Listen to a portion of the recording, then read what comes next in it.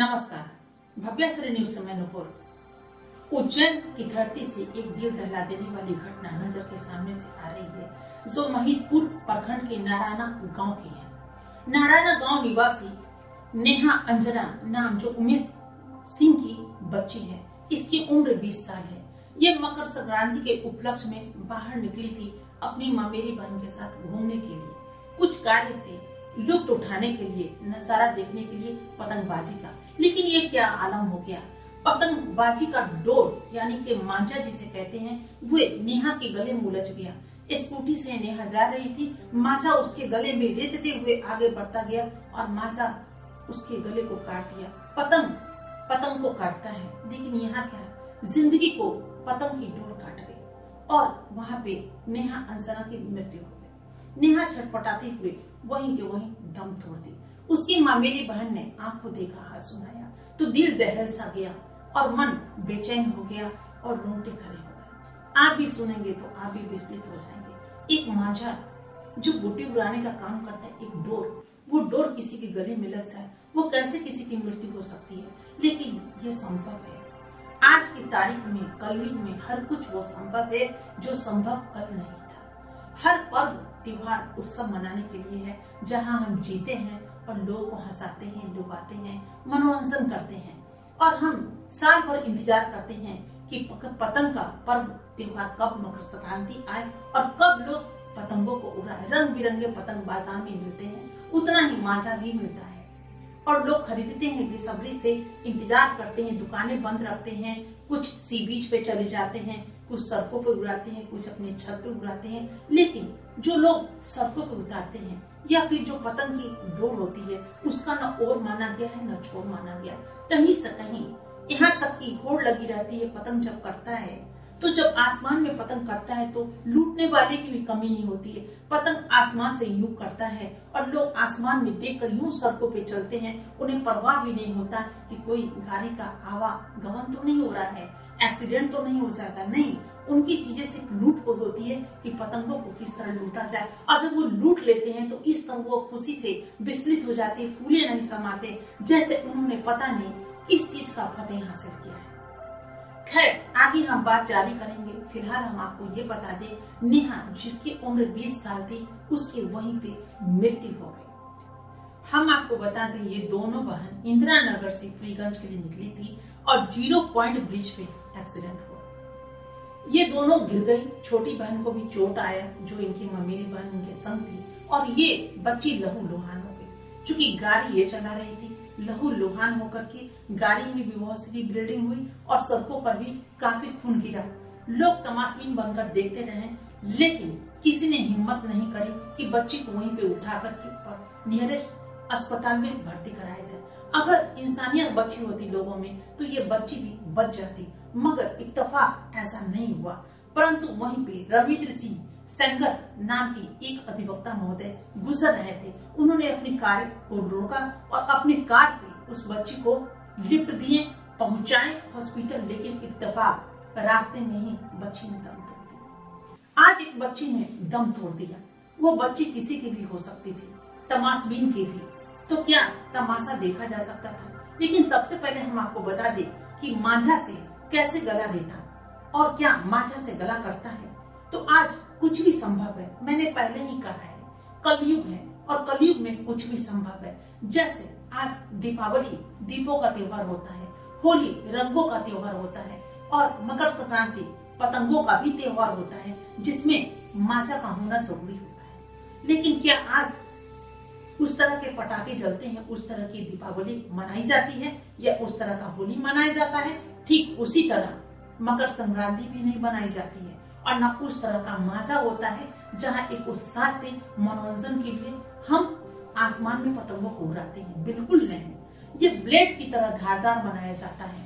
चूंकि ये चाइनीज मांझा इसी तरह का होता है, जिसमें शीशे का भी बहुत कुछ डाला जाता है गोंद में मिला करके, ताकि उस पे अगर हाथों में अगर लिया जाए तो हाथ से ब्लड फेंकते। अगर उसमें ये प्रैक्टिस होता है उड़ाने का, लोग उड़ाने वाले उड़ा लेते हैं। लेकिन अगर वो हाथों से आर पार हो तो छेदता हुआ चला जाएगा, वैसे ही गले को रेतता हुआ चला गया। ये पहली घटना नहीं है और ये आखिरी भी नहीं है। बहुत सारी दुर्घटना इससे पहले हो चुका है इसी माझा से, और आज नेहा नाम की लड़की का भी इसी तरह का मृत्यु हो गई है। 20 साल की ये बच्ची पूर्ण रूप से दुनिया देखी नहीं थी, दुनिया को जी नहीं थी, दुनिया को भोगी नहीं थी।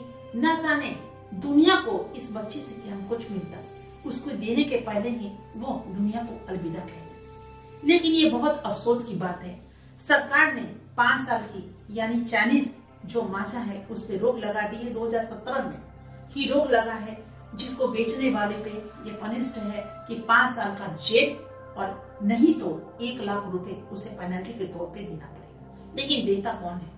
यहाँ पे पता कहाँ चल पाता है कि गुड्डी उड़ा कौन रहा है, बेच कहाँ रहा है। यहाँ बेच खरीदने वाले की फिक्र है, वो क्यों जाए किसी का कंप्लेन लिखाने के लिए। जिसके पास दुर्घटना हुई, आज नेहा इस दुनिया में नहीं, एक कहानी बन गया, समाचार बन करके जरूर वायरल हो जाएगा। लेकिन 1 दिन 2 दिन 3 दिन 1 सप्ताह 2 सप्ताह 1 महीना 4 महीना इस तरह गुजरते चले जाएंगे। फिर नया वर्ष आएगा, नई जोश आएगी, नई उमंगें आएंगी, फिर 14 जनवरी आएगा और फिर यही माजा मार्केट में बिकना आरंभ होगा। लोग खरीदेंगे, लोग उड़ाएंगे और ये नेहा को भूल जाएंगे। लेकिन नहीं, अगर ऐसा हम आप सभी लोग अगर जागरूक हो जाएं तो इस पे बैन लग सकता है। ये चाइना है और चाइना चीज ऐसी ही बनाती है जो देखने में लुभावना जरूर लगता है, चंद दिन मिनट के लिए खूबसूरत जरूर लगता है, लेकिन जानलेवा होता है। और ये ब्लेड की तरह जो बनाता है, यानी इतनी स्पंजी होती है, स्ट्रेचेबल, जिसको आप उठाएंगे और उड़ाएंगे तो इस तरह पिक मारता है कि जितना उसको नीचे देंगे उतना ही वो सर करके ऊपर चला जाएगा। इस तरह की होड़ लगी रहती है।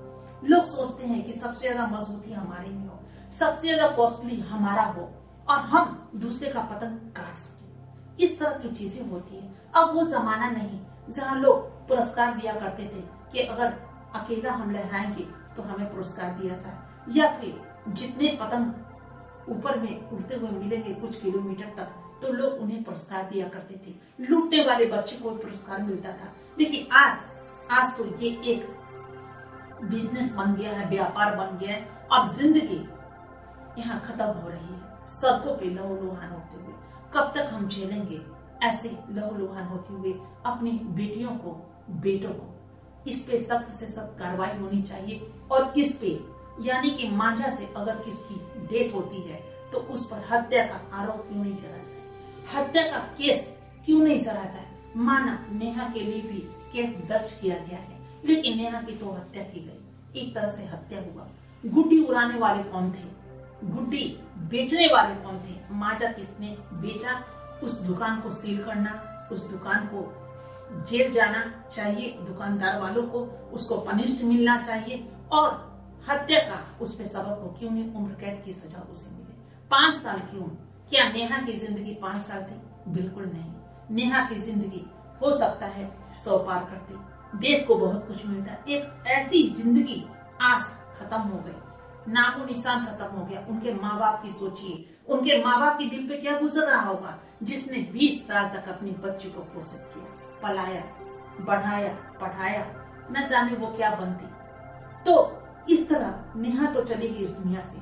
हमारी दुनिया में बहुत सारी बच्ची है, बहुत सारे बच्चे हैं, उनकी जान को खतरा ना हो, इसलिए इस तरह के जितने भी मंझा को आप देख रहे हैं बिकते हुए, बाज़ाब्ता आप जाइए, दस्तक दीजिए, बाजू में जो भी थाना हो कंप्लेन कीजिए और उस दुकान को सील करवाइए। आपका हक है, हमारा हक है, क्योंकि हम जिस देश के वासी हैं उस देश में गंगा बहती है, हम स्वतंत्र हैं, हमारे पे अंकुश नहीं। चूंकि जो भी देखेंगे दुकानों में खतरा को आमंत्रित करती हुई चीजों को बेचते हुए, हमारा एक फर्ज होता है, हमारा एक कानून कहता है कि हम उनकी मदद करें।